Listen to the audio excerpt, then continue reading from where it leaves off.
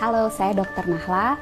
Lagi-lagi saya akan ngomongin tentang COVID-19 atau yang mungkin lebih dikenal sebagai virus corona.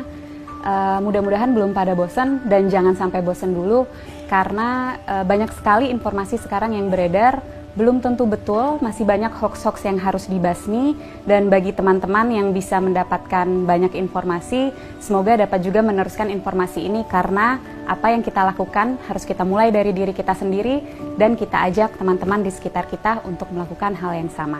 Yang mau kita bahas dan mau saya tekankan sekali lagi adalah bahwa virus corona ini atau yang dinamakan virus SARS-CoV-2 ini adalah virus yang sangat baru.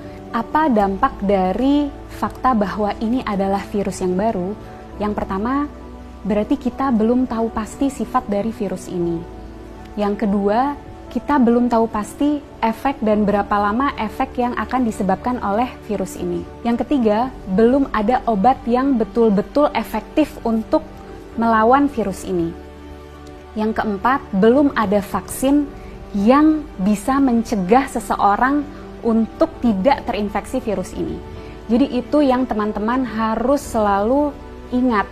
Informasi ini bukan untuk membuat teman-teman panik, tapi untuk membuat teman-teman lebih waspada bahwa memang apa yang sedang kita hadapi ini betul-betul nyata.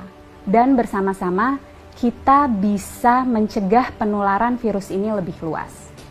Secara umum ketika virus masuk ke dalam tubuh kita, gejala yang ditimbulkan itu mirip-mirip. Demam, sakit kepala, lemah, letih, lesu, pegel-pegel, seperti itu. Bagaimana dengan virus yang masuk spesifik langsung ke infeksi saluran pernafasan? Ada pilek, hidung meler, hidung tersumbat, nyeri tenggorokan, batuk, sesak nafas, nyeri dada. Gimana dengan virus SARS-CoV-2 atau virus corona? Gejalanya sangat bervariasi. Jadi gejala-gejala yang tadi saya sebutkan itu bisa ada pada orang yang terinfeksi virus ini. Dan juga jumlah gejala yang timbul itu juga bervariasi. Apa sih yang menyebabkan gejala ini sangat bervariasi? Daya tahan tubuh masing-masing orang.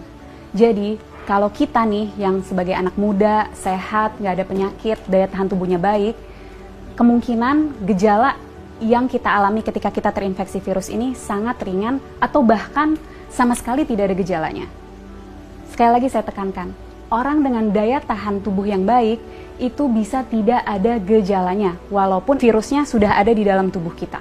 Dan orang dengan daya tahan tubuh yang baik, dia mampu menyembuhkan dirinya sendiri.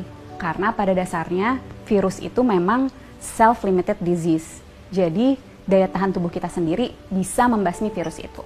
Bagaimana dengan orang-orang dengan daya tahan tubuh rendah?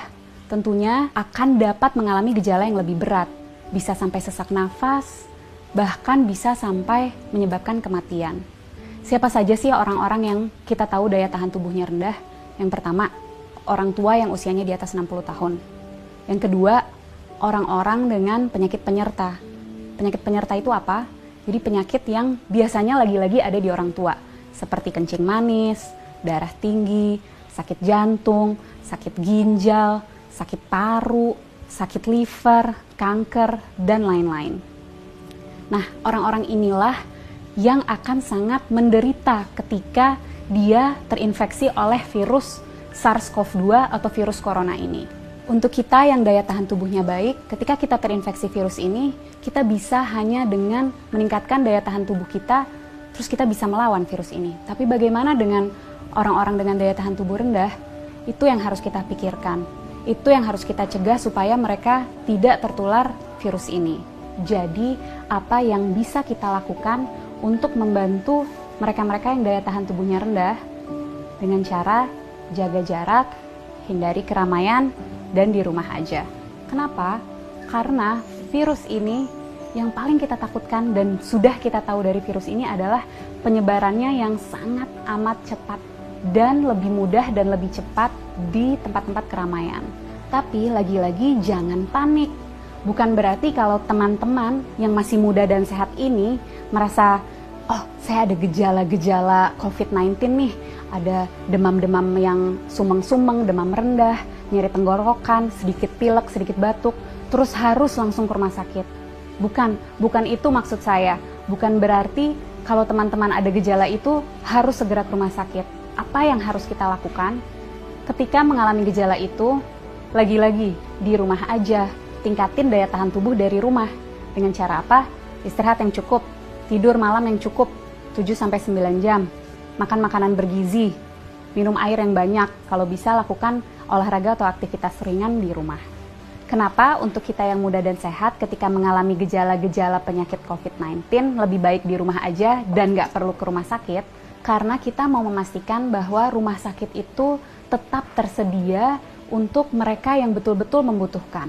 Orang tua, orang dengan daya tahan tubuh yang rendah, dan orang-orang muda yang mengalami gejala berat seperti sesak nafas. Mereka itulah yang harus segera ke rumah sakit. Jadi kita pastikan rumah sakit memang untuk mereka yang membutuhkan. Kalau kita bisa di rumah aja. Bagaimana dengan kita yang tidak ada gejala? Sebaiknya tetap jaga jarak, hindari keramaian, dan di rumah aja. Kenapa? Karena seperti yang tadi sudah sempat saya jelaskan, orang dengan daya tahan tubuh baik bisa jadi tidak menimbulkan gejala apapun. Jadi kalau dari luar dia terlihat sehat, belum tentu tidak ada virus itu di dalam tubuhnya. Dan orang-orang tanpa gejala ini tetap bisa menularkan ke orang lain. Melalui apa? Misalnya, kita lagi ngobrol-ngobrol sambil makan, dia tersedak, batuk, virusnya banyak di situ. Atau lagi di mobil bareng, AC-nya kenceng banget, kedinginan, dia bersin, virusnya ada di situ. Penting untuk kita jaga jarak 1 meter untuk memastikan droplet yang keluar melalui batuk ataupun bersin tidak terkena pada kita. Penting sekali untuk kita untuk selalu cuci tangan dengan cara yang benar dan sering-sering untuk memastikan jika secara tidak sengaja kita menyentuh droplet itu, kita bisa membersihkannya. Dan yang juga penting, jangan menyentuh wajah dengan tangan kita yang belum bersih.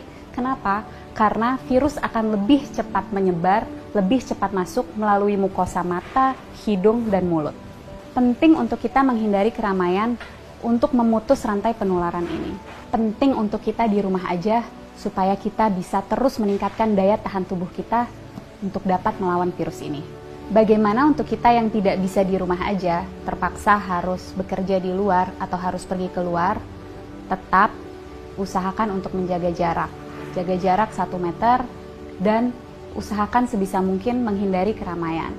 Jangan lupa untuk selalu menjaga kebersihan dengan mencuci tangan yang bersih. Kalau tidak bisa menemukan air dan sabun, kita bisa menggunakan sanitizer.